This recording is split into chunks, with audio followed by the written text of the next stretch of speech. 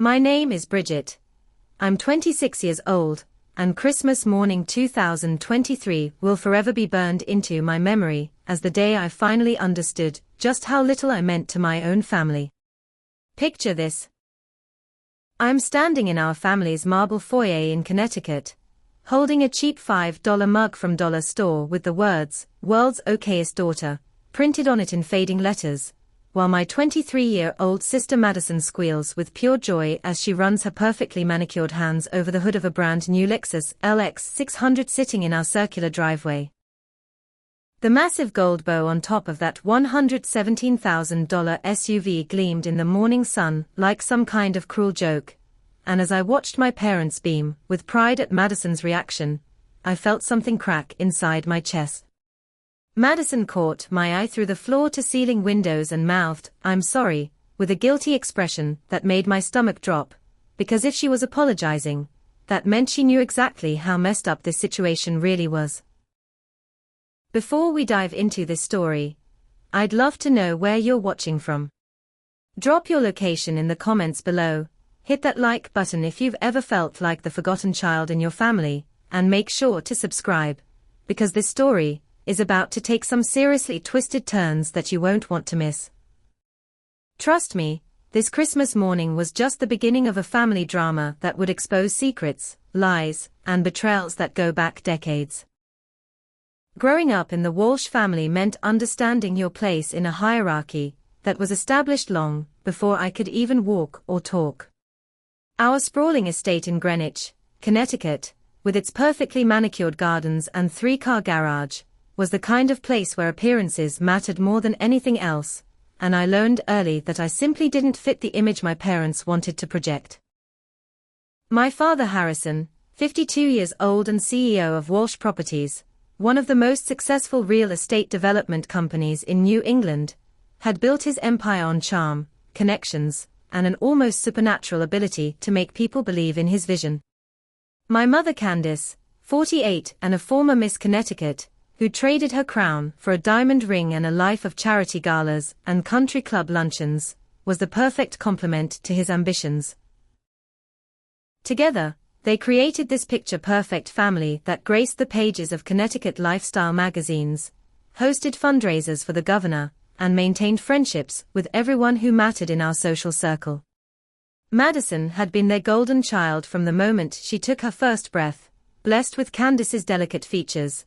Harrison's charismatic smile, and an innate understanding of how to work a room that impressed adults and made other children want to be her friend.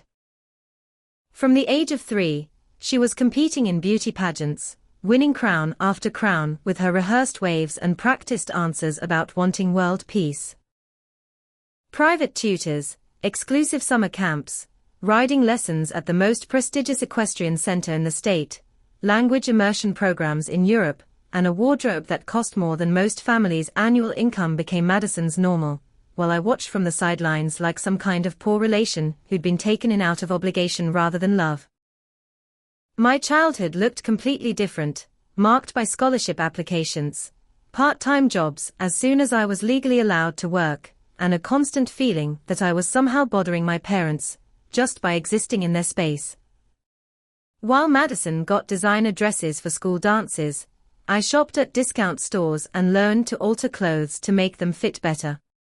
While she had her own car at 16, I took the bus or borrowed Harrison's old truck when absolutely necessary. While she attended cotillion classes and debutante balls, I spent my weekends babysitting for neighbors to earn money for college applications. The staff at our house, from our housekeeper Maria to our gardener Robert, treated me more like family than my actual parents ever did, slipping me homemade cookies and asking about my grades while Harrison and Candace focused entirely on Madison's latest achievement or social event. The first major attack on my sense of belonging came during my senior year of high school, when my parents called what they termed a family planning meeting in Harrison's mahogany-paneled home office. Madison had just been accepted to Yale with a full-ride academic scholarship that she didn't need, given that our parents could easily afford the tuition, and the conversation quickly turned to future plans and inheritance discussions that made my stomach churn with anxiety. Harrison, sitting behind his massive oak desk like some kind of corporate king, announced with the casual tone he might use to discuss the whether that Madison would be inheriting the family business in its entirety, along with the majority of their assets, because she'd shown the most interest and aptitude for continuing the Walsh legacy. I would receive what he called a comfortable trust fund that would ensure I never wanted for basic necessities, but nothing approaching the generational wealth that Madison would control. When I found my voice and asked why this decision was being made without any input from me, why my future was being decided without considering my own dreams and ambitions, the response was swift and cutting. Candace's perfectly painted lips curved into what looked like a smile, but felt like a slap, as she told me I was being dramatic and ungrateful, that they loved both of their daughters equally, but had to make practical decisions based on capability and commitment to family values. Harrison nodded sagely and added that Madison had always shown natural leadership qualities and business acumen that would serve the company well, while I had always been more of a dreamer, more suited to a quiet life without the pressures and responsibilities that came with managing significant wealth and business interests. Madison, perched on the arm of Candace's chair like some kind of princess holding court, reached over to squeeze my hand and told me in her sweetest voice that she would always take care of me, that family meant everything to her, and she'd never let me struggle. But I could see something else flickering behind her sympathetic expression, a satisfaction that she was trying to hide behind concern, and for the first time, I began to understand that Madison wasn't just the innocent beneficiary of our parents' favoritism. She was an active participant in maintaining the dynamic that kept me on the outside looking in, and that realization hit me like a physical blow that left me struggling to breathe in that suffocating office, with its leather-bound law books and family photos that somehow never seemed to include me prominently. The weeks following that family meeting passed in a blur of hurt feelings and growing suspicion that something much deeper was wrong with our family dynamic than simple favoritism or personality differences. I found myself paying attention to conversations that stopped when I entered rooms, noticing glances exchanged between Madison and our parents that seemed to carry meaning I wasn't privy to, and feeling increasingly isolated in what was supposed to be my own home. My attempts to discuss college plans, career interests, or future goals were met with polite, but dismissive responses that made it clear my opinions weren't valued or sought after in any meaningful way.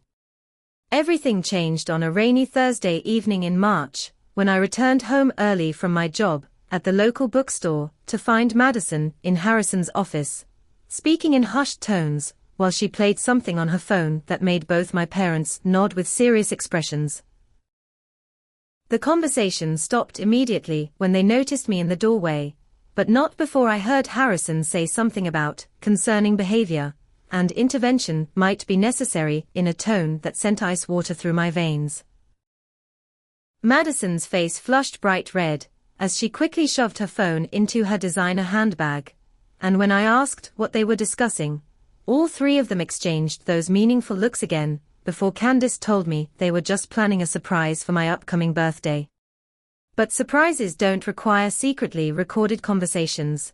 and that's exactly what I discovered later that evening when Madison left her phone unattended in the kitchen while she went upstairs to shower. The recording was right there in her voice memo app, 47 minutes of me venting to my best friend Sophie about the inheritance announcement, the constant feeling of being treated like an outsider in my own family, and my growing suspicion that Madison enjoyed having me as her inferior rather than her equal. Every frustrated word, every moment of vulnerability, every private thought I'd shared in confidence had been captured and packaged for my parents' consumption, presented as evidence that I was jealous, ungrateful, and potentially unstable. The family meeting that followed was unlike anything I'd ever experienced, a coordinated assault on my character and mental state that left me reeling with shock and betrayal. Harrison, speaking with the cold precision he typically reserved for difficult business negotiations, laid out their concerns about my increasingly negative attitude and unhealthy fixation on perceived slights that they felt were affecting the entire family's well-being. Candace, dabbing at her eyes with a monogrammed handkerchief, talked about how heartbroken she was to learn that I harbored such resentment toward Madison, who had never done anything but love and support me throughout our lives.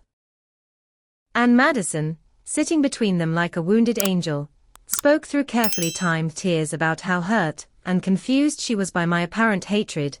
how she'd only recorded our conversation because she was worried about my mental health and wanted to get professional advice on how to help me work through my obvious issues.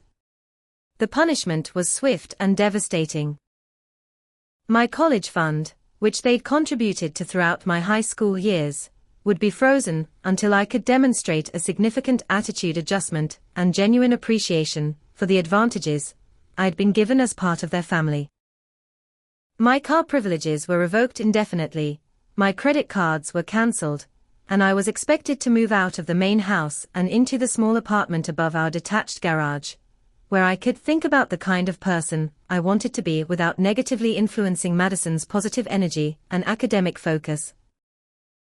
Madison's performance during this confrontation was masterful, a perfect balance of hurt, confusion, and sisterly concern that had our parents completely convinced she was the innocent victim of my inexplicable hostility. She promised to pray for me, to be patient while I worked through my jealousy issues, and to always be there for me when I was ready to accept her love and support. But when our parents left the room and it was just the two of us, her mask slipped for just a moment, and I saw the cold calculation behind her tears, the satisfaction in her voice when she whispered that maybe now I'd understand that some people were born to lead while others were meant to follow. That night, packing my belongings into trash bags and cardboard boxes while rain pattered against my bedroom windows, I realized that Madison hadn't just been the passive beneficiary of our parents' preference. She'd been actively working to maintain and widen the gap between us, recording my private moments, reporting my complaints, and positioning herself as the devoted daughter while painting me as the problem child who couldn't appreciate the blessings of being part of such a wonderful family. The apartment above the garage became my prison, a constant reminder that I was now officially the outsider I'd always felt like, and as I listened to the sound of laughter drifting from the main house during family dinners I was no longer invited to attend, I began to understand that this was only the beginning of a much larger campaign to erase me from the Walsh family story entirely. 6 months of living in exile above the garage had taught me more about self-reliance and determination than 18 years under my parents' roof ever could, and by late September I'd managed to build something resembling an independent life that didn't revolve around seeking approval from people who'd made it clear I wasn't worth their time or attention. My job search had led me to a position as marketing coordinator for Hope Harbor, a small non-profit organization dedicated to providing housing assistance for homeless families, and while the salary was barely enough to cover my basic expenses, the work felt meaningful in ways that my privileged upbringing never had. My supervisor, Janet Morrison, was a 60-year-old former social worker who'd spent her career fighting for people society typically ignored, and she saw something in me that my own family never bothered to recognize. Under her guidance, I threw myself into learning everything I could about digital marketing, social media strategy, and fundraising techniques, working late into the evening because I finally had something that felt like purpose instead of obligation. The clients we served, families who'd lost everything through job loss, medical bankruptcy, or simple bad luck, treated me with more respect and genuine appreciation than I'd ever received at home, and their stories of resilience and determination inspired me to push harder and reach further than I ever thought possible. My personal life took an unexpected turn when I met Jake Morrison, Janet's 29-year-old nephew and a junior partner at Morrison & Associates, a small law firm that specialized in pro bono work for underprivileged clients. Jake had the kind of quiet strength and genuine kindness that I'd never encountered in the wealthy social circles where I'd grown up, and our friendship developed naturally through shared lunches at the office and conversations about books, social justice, and dreams that extended beyond accumulating wealth and status. He listened when I talked about my family situation, without trying to fix everything or offering empty platitudes, and for the first time in my life I felt truly heard and understood by someone who knew my worth wasn't determined by my last name or trust fund balance. The breakthrough moment for my career came in early November, when I proposed an innovative social media campaign that would combine storytelling with direct fundraising in ways that Hope Harbor had never attempted before. Instead of focusing on statistics and policy discussions, we would share the real stories of families we'd helped, complete with photos, video testimonials, and specific information about how donations translated into concrete assistance. The campaign launched on a Tuesday morning, and by Friday afternoon we'd raised over $50,000, more than the organization typically brought in during entire quarters, and local news stations were calling to interview me about the strategy behind what they called a revolutionary approach to nonprofit marketing. For the first time in years, I felt genuinely proud of something I'd accomplished through my own efforts and abilities, and when Channel 8 offered to feature Hope Harbor's campaign as their weekend human interest story, I could barely contain my excitement. The interview was scheduled for the following Monday, and I spent the entire weekend preparing talking points, researching questions, and imagining how wonderful it would feel to finally have something positive to share with my family. Some evidence that I was capable of success and recognition that had nothing to do with their money or connections. I called Madison on Sunday evening to tell her about the interview, and her response was everything I'd hoped for, full of excitement and pride that made me think we might finally be moving past the tensions and misunderstandings that had driven us apart. My one ally during this period turned out to be someone I'd barely known before, my Aunt Rebecca, Harrison's older sister who'd moved to California decades earlier, and only returned to Connecticut for major holidays and family emergencies. Rebecca had always seemed slightly disapproving of Harrison and Candace's lifestyle, making pointed comments about their materialism and social climbing that I'd dismissed as sibling rivalry. But after my banishment to the garage apartment, she began calling regularly to check on my well-being and offering encouragement that felt like a lifeline during my darkest moments. Her own daughter had died in a car accident 15 years earlier, and she told me that watching my family's treatment of me reminded her of her own regrets about not standing up to family pressure when it mattered most. Rebecca had built a successful interior design business in Los Angeles, and her financial independence allowed her to speak truths that others in our family circle wouldn't dare voice, including her growing suspicion that there was much more to my family's dynamics than simple favoritism or personality conflicts. Monday morning arrived with the kind of crisp autumn weather that made everything feel possible, and I spent extra time getting ready for my television interview, choosing my most professional outfit and practicing answers that would showcase both Hope Harbor's mission and the innovative aspects of our fundraising campaign. The interview was scheduled for 10:30 at Channel 8's downtown studio, and I arrived 15 minutes early, clutching my portfolio of campaign materials and trying to calm my nerves with deep breathing exercises Jake had taught me. The receptionist directed me to the green room, where I expected to wait alone and review my notes one final time before going on air. Instead, I walked into a scene that made my stomach drop straight through the floor. My parents and Madison were already seated on the plush velvet couch, dressed in their finest business attire and speaking animatedly with the reporter, Sarah Chen, who was nodding and taking notes with obvious interest. Madison spotted me first, her face brightening with what looked like genuine excitement, as she jumped up to hug me and gush about how proud she was that our family was being featured on television together. Harrison and Candace embraced me with unusual warmth, telling Sarah how wonderful it was that both of their daughters were involved in charitable work and community service, making it sound like Madison had been my partner in the Hope Harbor campaign from the very beginning. The confusion on Sarah's face mirrored my own as Madison launched into a detailed explanation of how she'd conceived the social media strategy during her marketing classes at Yale, how she'd spent weeks developing the storytelling framework and visual design elements that made the campaign so successful, and how proud she was that her little sister had been willing to help implement her vision at Hope Harbor. Harrison beamed as he described Madison's natural business instincts and marketing genius, while Candice added touching details about Madison's compassionate heart and lifelong dedication to helping families in need.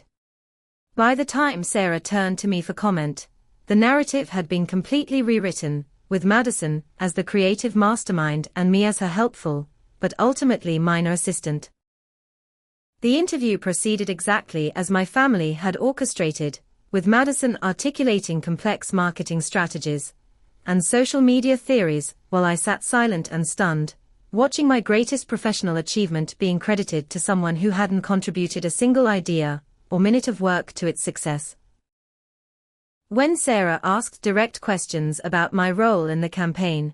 Harrison smoothly redirected attention back to Madison's innovative approach and natural leadership abilities, while Candice shared anecdotes about Madison's childhood fundraising efforts that supposedly predicted her current success.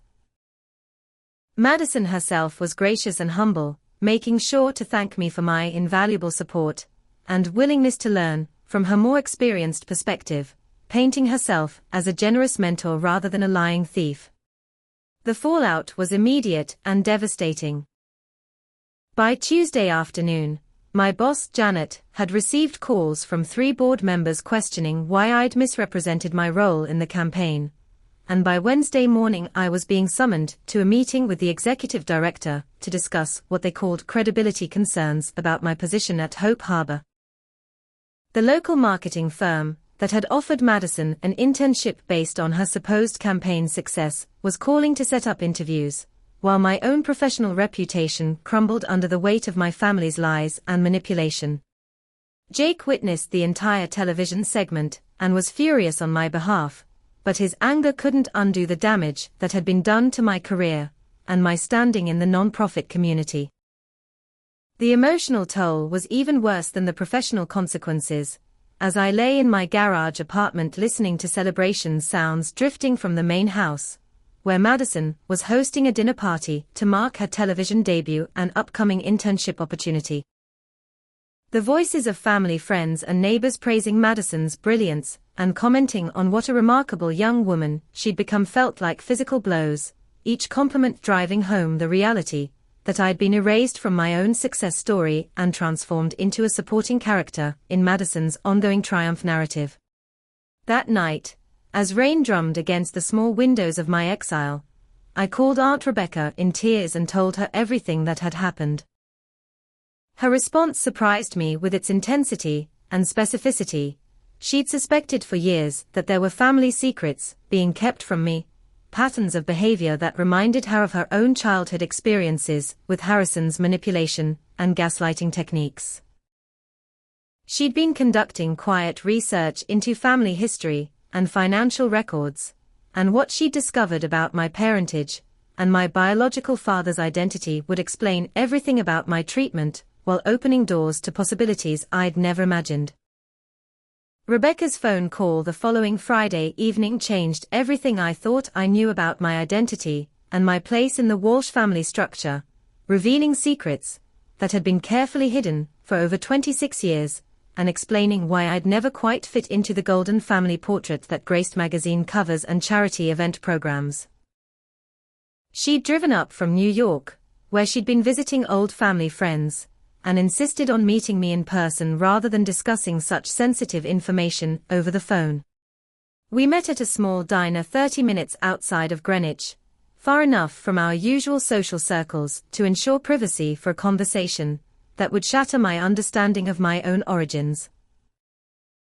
The manila envelope Rebecca pulled from her oversized purse contained photographs, medical records, and legal documents that told a story my parents had worked desperately to bury since before my birth. The photos showed my mother at various social events during the early months of her marriage to Harrison, but instead of the devoted newlywed narrative I'd always heard, these pictures revealed a woman who looked miserable, distracted, and often appeared to be searching the crowd for someone who wasn't my father. The timeline Rebecca had constructed using old appointment books, social calendars, and hospital records indicated that Candice had been involved in an extended affair during the first year of her marriage, and the timing of that relationship aligned perfectly with my conception and birth. My biological father was Dr. Samuel Chen, a brilliant cardiovascular surgeon, who'd been working at Greenwich Hospital when Candice was undergoing treatment for what she'd always described as minor fertility issues during her attempts to get pregnant with Harrison's child. Dr. Chen had been married himself, with 2 young children, and their affair had been a carefully guarded secret that ended abruptly when his wife discovered evidence of the relationship and threatened to expose everything unless it stopped immediately. Candice had continued the pregnancy that resulted from their affair, convincing Harrison that I was his biological daughter, while Dr. Chen moved his family to California and severed all ties with our area to protect both families from scandal. The most shocking revelation was that Dr.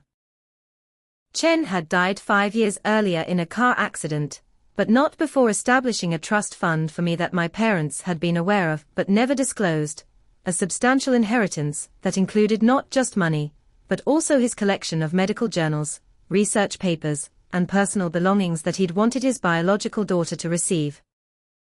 The law firm handling his estate had been trying to contact me for years, but their letters had been intercepted and hidden by Harrison and Candice, who feared that any connection to Dr. Chen would expose the truth about my parentage and potentially threaten Harrison's reputation in both business and social circles. Rebecca had discovered all of this through her own investigation, after years of noticing that I looked nothing like either Harrison or Madison, that my interests and aptitudes were completely different from the rest of the family, and that my parents' treatment of me seemed disproportionately harsh even considering their obvious favoritism toward Madison. Her research had led her to old family friends, who remembered Candice's unusual behavior during early pregnancy, medical professionals, who recalled Dr. Chen's sudden departure from Greenwich Hospital, and eventually to the law firm that had been searching for me since Dr. Chen's death. When I confronted Candice with this information, expecting denial and deflection, I instead witnessed a complete breakdown that confirmed every detail of Rebecca's investigation. Candice sobbed as she described the impossible position she'd found herself in as a young newlywed, desperate to please Harrison and maintain their social standing while dealing with the emotional complexity of an unexpected, but deeply meaningful relationship with someone who understood and appreciated her in ways her husband never had. Dr. Chen had been brilliant, compassionate, and genuinely interested in her thoughts and opinions, treating her like an intellectual equal rather than a beautiful accessory, and their affair had been as much about emotional connection as physical attraction. The confession scene in Candice's sitting room was interrupted by footsteps in the hallway, and we both realized that Madison had been eavesdropping on our entire conversation, absorbing every detail about my true parentage and the inheritance I was legally entitled to receive. Her expression shifted from shock to calculation within seconds, and I could practically see her mind working as she processed this information and began planning how to use it to her advantage. Within hours, she'd run straight to Harrison with everything she'd overheard, framing it as concern for family stability rather than the betrayal and manipulation it actually represented. Harrison's response was swift and brutal. By Monday morning, he'd contacted his most aggressive litigation team and filed a lawsuit challenging Dr. Chen's will, claiming that the inheritance was based on fraudulent paternity claims, and that any attempt to collect those funds would constitute theft from his legitimate family. The legal papers served to me at Hope Harbor were accompanied by demands for immediate restitution of what they calculated as 26 years of support, education, and housing costs that they claimed I'd received under false pretenses, and they were seeking damages that exceeded the value of Dr. Chen's entire estate. Madison's role in orchestrating this attack became clear when she appeared at my workplace that afternoon with what she called a peace offering, tearfully explaining that she'd had to tell Harrison about the paternity revelation, because family honesty was too important to compromise, but that she hoped we could work through this difficult situation together and maintain our sisterly bond despite the shocking news about my biological father. Her performance was flawless, combining genuine seeming concern with just enough hurt confusion to make it appear that she was the innocent victim of family secrets, rather than the calculating manipulator who deliberately triggered a legal and financial assault on my future. The lawsuit hanging over my head felt like a crushing weight that made it difficult to eat, sleep, or focus on anything beyond the growing legal bills and the very real possibility that I might lose everything, including the inheritance that represented my only chance at true financial independence from the family that had made it clear I was no longer welcome in their world. My court-appointed attorney was overworked and inexperienced with complex estate litigation, while Harrison's team consisted of 3 partners from one of Connecticut's most prestigious law firms, and the disparity in resources made the outcome feel predetermined before we'd even begun building a defense strategy. Jake's law firm had been forced to step back from helping me directly due to conflict of interest concerns, since they occasionally did business with Walsh Properties, and couldn't risk alienating such a powerful client, but Jake himself refused to abandon me despite pressure from his partners to distance himself from what they viewed as a losing cause with too much potential for negative publicity. He spent his evenings and weekends researching case law, helping me organize documents, and providing emotional support that kept me functional when the stress threatened to overwhelm my ability to think clearly about next steps and strategy options. The turning point came when Aunt Rebecca suggested that instead of simply defending against Harrison's attacks, we should go on the offensive and investigate whether there might be vulnerabilities in their own business and financial practices that could be exposed if they insisted on waging public warfare against me. Rebecca had maintained friendships with several former Walsh Properties employees over the years, and their stories about questionable accounting practices and suspicious financial transactions suggested that Harrison's business success might not be as legitimate as his public reputation indicated. Working together, Jake, Rebecca, and I spent weeks diving deep into public records, business filings, and financial documents that revealed patterns of behavior that bordered on criminal fraud and definitely constituted civil violations that could result in significant legal and financial consequences for Harrison personally. The most damaging evidence centered around client escrow accounts that had been systematically depleted to fund Madison's extravagant lifestyle, with money that should have been held in trust for real estate transactions being diverted to pay for designer handbags, luxury vacations, private school tuition, and other expenses that had nothing to do with legitimate business operations. The beauty of our investigation was that Madison had unknowingly provided most of the evidence herself through her obsessive social media documentation of every expensive purchase and luxurious experience, creating a detailed timeline of expenditures that perfectly matched the dates and amounts of suspicious withdrawals from client accounts. Her Instagram posts showing off $1,000 shopping sprees corresponded exactly with missing escrow funds. Her vacation photos from European trips aligned with unexplained transfers from business accounts, and even her engagement party expenses could be traced directly to money that belonged to Harrison's clients rather than the Walsh family's legitimate income. Harrison had been covering his tracks through a complex web of false invoices, inflated contractor bills, and phantom consulting fees that made the stolen money appear to be legitimate business expenses, but his system depended on no one looking too closely at the details or questioning why a real estate development company needed to spend hundreds of thousands of dollars annually on marketing consultants and legal fees that couldn't be verified through normal business channels. Madison's participation wasn't passive ignorance of her father's crimes. She'd actively helped him create false documentation, and had even signed paperwork as a company employee despite having no official role in Walsh Properties operations. The plan we developed was elegant in its simplicity. Instead of quietly settling Harrison's lawsuit and walking away from Dr. Chen's inheritance, we would attend Madison's engagement party to Preston Worthington III, sign of one of Greenwich's oldest and most conservative families, and present our evidence in a way that would be impossible to ignore or explain away. Preston's family controlled significant political and social influence in Connecticut, and their reaction to discovering that their future daughter-in-law's lifestyle had been funded through embezzlement would be swift and decisive, ending both Madison's engagement and the family's social standing in ways that money couldn't repair. The engagement party was scheduled for the last Saturday in November at the Greenwich Country Club, a lavish affair that would showcase everything Harrison and Candice valued most: their wealth, their social connections, and their beautiful daughter's triumphant union with old money aristocracy. Every detail of the event had been planned to perfection, from the custom floral arrangements to the designer dress Madison had commissioned specifically for the occasion, and the guest list read like a who's who of Connecticut's political and business elite. It would be the perfect setting for exposing the truth about how all of this luxury had been financed, and the public nature of the revelation would make it impossible for Harrison to threaten or intimidate us into silence the way he'd done with previous challenges to his authority.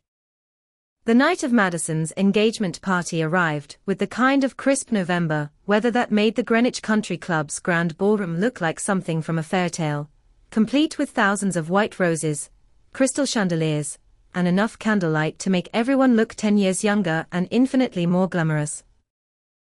I'd purchased a simple black dress from a department store and borrowed Rebecca's pearl earrings, wanting to look respectable, but not trying to compete with the designer gowns and inherited jewelry that would be on display throughout the evening. My invitation had come through Aunt Rebecca, who was still considered family despite her geographical distance and occasional criticism of Harrison's business practices. Madison looked absolutely radiant in a custom beaded gown that probably cost more than most people's annual salary, her engagement ring catching the light every time she moved her hand, and her smile bright enough to convince anyone watching that she was living the perfect life she'd always dreamed of achieving. Preston stood beside her looking appropriately proud and wealthy, his old money family clearly pleased with their son's choice of a beautiful young woman from a successful business family, and the approval radiating from both sets of parents suggested that this union represented everything they valued about strategic marriage alliances between appropriate social equals. The cocktail hour proceeded exactly as planned, with guests mingling around elaborate flower arrangements, while servers circulated with champagne and hors d'oeuvres that showcased the country club's reputation for exceptional catering and attention to detail. I stayed near the back of the room with Jake and Rebecca, watching Madison work the crowd with practiced ease, accepting congratulations and compliments while Harrison and Candice basked in reflected glory from their daughter's successful engagement to Connecticut royalty. The Worthington family patriarch, Preston Sr., held court near the bar, regaling listeners with stories about his ancestors' role in founding various Connecticut institutions and their family's commitment to ethical business practices and community leadership. When the time came for toasts and speeches, Harrison took his position at the front of the ballroom with obvious pride, speaking eloquently about Madison's achievements, her character, and the bright future that awaited her as part of the Worthington family legacy. His words painted a picture of a young woman who'd earned everything through hard work and natural talent, whose success was a testament to solid family values and proper upbringing, and whose marriage represented the continuation of traditions that had built Connecticut's most respected families over generations of ethical business leadership and community service. The moment I'd been waiting for came when Harrison finished his speech and called for a special presentation celebrating Madison's accomplishments and the various milestones that had led to this perfect evening. The lights dimmed slightly as a large screen descended from the ceiling, and I could see Madison's confused expression as she realized this wasn't part of the program she'd planned with the event coordinators. The first slide showed Madison's smiling face above the title Celebrating Success: How Dreams Become Reality Through Hard Work and Family Support, and the guests settled in expecting a typical proud parent presentation full of childhood photos and achievement highlights. Instead, what they saw was a meticulously documented timeline that showed Madison's most expensive purchases displayed next to corresponding withdrawals from Walsh Properties client escrow accounts, complete with dates, amounts and photographic evidence from her own social media posts that proved where the money had actually gone. The $10,000 handbag collection lined up perfectly with funds stolen from the Morrison family's home purchase escrow, her $15,000 spring break vacation, to Italy matched exactly with money taken from the Chen family's business acquisition account, and her $25,000 engagement party dress had been purchased using funds that belonged to a young couple buying their first home in Stamford. The silence that filled the ballroom was deafening as guests absorbed what they were seeing, and I could watch faces changing from confusion to shock to horror, as they realized they were witnessing evidence of systematic embezzlement that had funded the lifestyle they'd all been admiring and envying for years. Preston Sr.'s expression shifted from proud future father-in-law to disgusted victim of deception, and his wife's face went completely white as she processed the implications of their family's association with what was clearly criminal behavior disguised as legitimate success.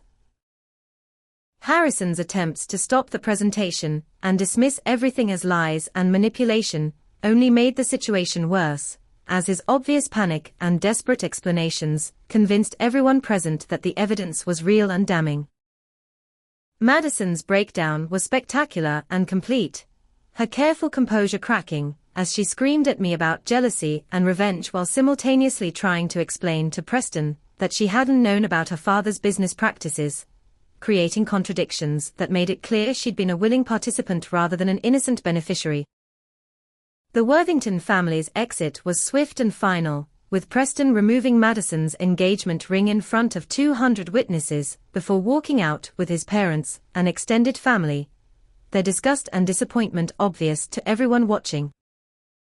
Other guests followed quickly, unwilling to be associated with a scandal that would undoubtedly become front-page news in both local and regional newspapers, and within 30 minutes the elaborate engagement party had transformed into a nearly empty ballroom where Harrison, Candace and Madison stood surrounded by thousands of dollars worth of flowers and decorations that now looked like a monument to their spectacular fall from grace. The criminal investigation that followed moved with surprising speed, as federal authorities had apparently been watching Harrison's business practices for months following complaints from several clients who'd noticed discrepancies in their escrow account statements and suspected that their money was being misused for purposes unrelated to their real estate transactions. The evidence I'd presented at the engagement party provided the final pieces they needed to build a comprehensive case that extended far beyond simple embezzlement to include wire fraud, tax evasion, and money laundering charges that carried serious prison time if proven in court. Madison's involvement was more extensive than anyone had initially realized, as investigators discovered that she'd been officially employed by Walsh Properties since her 18th birthday, drawing a substantial salary for consulting work that consisted entirely of helping her father hide stolen money and create false documentation to cover their tracks. Bank records showed that she'd signed dozens of fraudulent invoices, had her own company credit cards that were used exclusively for personal expenses charged to business accounts, and had even opened separate bank accounts in her name that were used to funnel embezzled funds away from Walsh Properties before transferring them back as seemingly legitimate payments for non-existent services. The trial became a media sensation that dominated Connecticut news for weeks,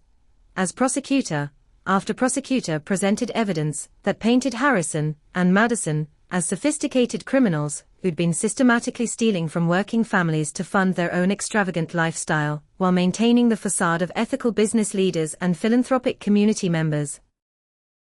The contrast between their public image and their private behavior was so stark that it became a cautionary tale about wealth, privilege, and the corruption that could flourish when people believed their social status made them immune to consequences. Harrison's defense strategy centered on portraying Madison as his unwitting victim, a naive young woman who'd trusted her father's guidance without understanding the illegal nature of their business practices. But this narrative collapsed completely when prosecutors presented recorded phone conversations between father and daughter discussing specific clients whose money they planned to borrow for Madison's upcoming expenses. Her voice on those recordings was calculating and enthusiastic, planning elaborate spending sprees funded by other people's life savings while laughing about how easy it was to manipulate clients who trusted their family's reputation. Madison's own defense became increasingly desperate as the evidence mounted, with her legal team eventually attempting to claim that she'd been coerced and threatened by Harrison into participating in schemes she morally opposed, but her social media history told a completely different story. Years of posts celebrating expensive purchases, boasting about luxury experiences, and mocking people who couldn't afford her lifestyle created a portrait of someone who not only knew her money came from illegal sources, but actively enjoyed the power and superiority that stolen wealth provided. The most damaging testimony came from Preston Worthington himself, who took the stand to describe Madison's behavior during their relationship and the specific conversations where she'd bragged about her father's ability to find creative financing solutions for her various wants and needs. He testified that she'd specifically told him that her family's money came from being smarter and more ruthless than their competitors, and that she'd expressed contempt for clients who trusted Walsh Properties with their most important financial transactions. Candice's decision to testify for the prosecution rather than face charges as an accomplice revealed the final layer of Madison's manipulation and cruelty, as my mother described years of watching Madison deliberately undermine my relationship with the family while positioning herself as the perfect daughter who deserved every advantage and opportunity. Candice admitted that Madison had been the one to suggest recording my private conversations, had actively encouraged Harrison's decision to cut off my college funding, and had celebrated my exile to the garage apartment as proof that her strategy of turning our parents against me was working exactly as planned. The sentencing phase brought Madison's true nature into sharp focus, as she abandoned all pretense of remorse or responsibility, and launched into a vicious attack on me that revealed the depth of her hatred and resentment. Standing before the judge in her orange jumpsuit, she screamed that I'd always been jealous of her success and beauty, that I'd destroyed her life, because I couldn't accept being the inferior daughter, and that everything she'd done had been justified, because I'd never deserved to be part of their family anyway. Her meltdown confirmed what I'd suspected for years. Madison hadn't just been the passive beneficiary of favoritism, she'd been the architect of a deliberate campaign to erase me from family consideration, while establishing herself as the only child worth loving and supporting. Harrison received a 12-year federal prison sentence for his financial crimes, while Madison was sentenced to 5 years plus full restitution to the families they'd stolen from, but more importantly for me, the truth about our family's dynamics was finally public record that no one could deny or rewrite. The golden child who'd once seemed destined for a perfect life of wealth and privilege would spend her late 20s in federal prison, while the daughter they'd tried to discard and forget was finally free to build a life based on honesty, hard work, and genuine relationships rather than manipulation and stolen money. 2 years have passed since that November evening when our family's carefully constructed facade crumbled in front of Connecticut's social elite, and the woman typing these words today bears little resemblance to the broken, confused girl who once lived in exile above her parents' garage, convinced that her worth was determined by other people's approval and acceptance. The inheritance from Dr. Chen, my biological father, wasn't the massive fortune that movies and novels might suggest, but it provided enough stability for me to purchase a modest townhouse in a quiet neighborhood 30 minutes from Greenwich, where I could build a life based on my own values rather than the impossible standards set by people who never truly knew or appreciated who I was beneath their projections and expectations. Hope Harbor welcomed me back after the truth about the television interview came to light,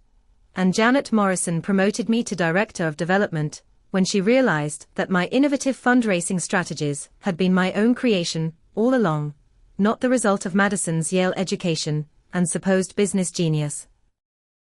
The work feels meaningful in ways that my privileged upbringing never prepared me to understand. As every family we help find stable housing represents a victory over the kind of callous disregard for others' well-being that characterized my own family's approach to wealth and success. The irony isn't lost on me that I found my true calling working with people who'd lost everything,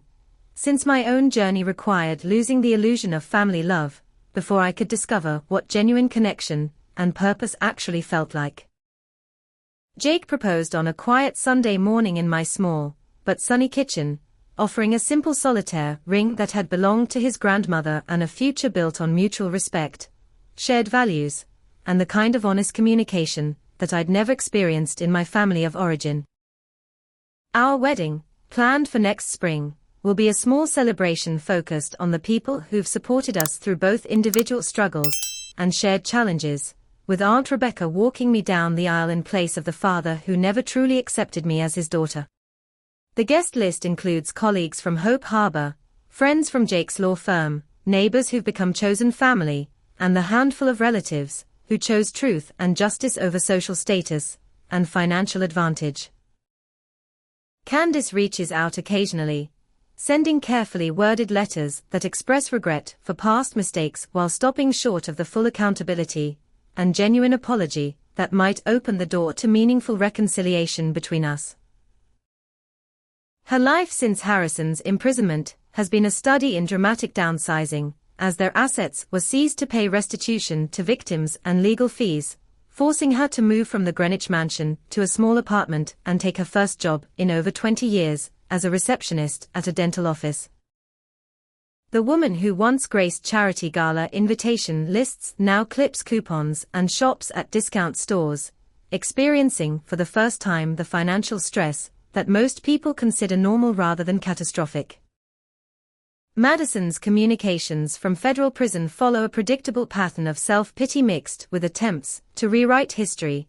presenting herself as the real victim of family dysfunction, while minimizing her own role in orchestrating the manipulation and abuse that defined our relationship for over 2 decades. Her letters alternate between tearful apologies that sound suspiciously like manipulation tactics and angry accusations that I destroyed her life through jealousy and revenge, suggesting that even incarceration hasn't inspired the kind of genuine self-reflection that might lead to actual personal growth or authentic remorse for the people she's hurt. The decision about whether to maintain any relationship with Madison after her release remains complicated and evolving, as forgiveness doesn't require subjecting myself to continued manipulation or abuse from someone who's shown no evidence of fundamental change in their character or values. Jake and I have discussed this extensively with our couples therapist,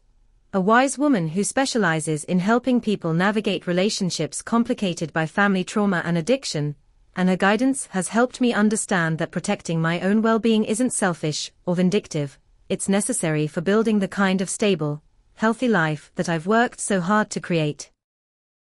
Aunt Rebecca remains a constant source of support and wisdom, visiting frequently and serving as the honorary grandmother that any children Jake and I might have will need in their lives,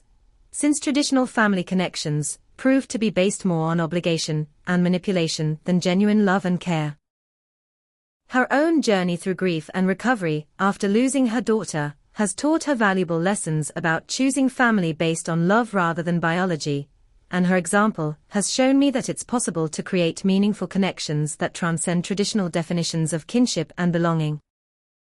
The $5 mug that started this entire story sits on my desk at Hope Harbor, serving as a daily reminder that my value isn't determined by other people's recognition or treatment, but by my own actions, choices, and commitment to living authentically rather than seeking approval from people who were never capable of seeing my true worth. Some mornings I look at that chipped ceramic reminder and feel grateful for the painful wake-up call it represented, because without the clarity that came from seeing my family's priorities so starkly displayed, I might have spent decades trying to earn love from people who were fundamentally incapable of giving it freely or unconditionally. What I want you to take away from this story isn't that family relationships are doomed or that wealth automatically corrupts people's values, but rather that your worth as a human being exists independently of how others choose to treat you, and that sometimes the most loving thing you can do for yourself is to stop trying to fix relationships with people who've shown you repeatedly that they don't value your well-being or happiness.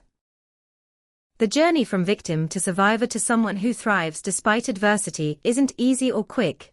but it's possible if you're willing to do the hard work of rebuilding your identity around your own values rather than other people's expectations.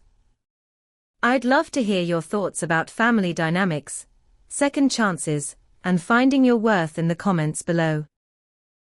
Have you ever felt like the forgotten child in your family, Or have you had to set boundaries with people who claimed to love you while consistently treating you poorly?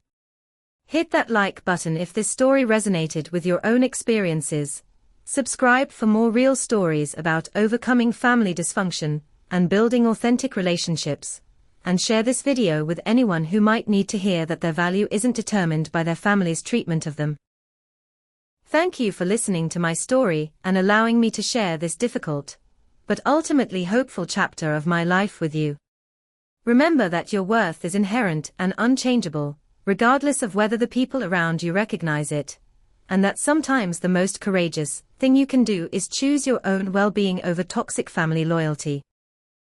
I wish you all the strength and clarity needed to build relationships based on mutual respect and genuine care, and I hope your own journey leads you to people who celebrate your authentic self rather than trying to diminish your light to make themselves feel brighter.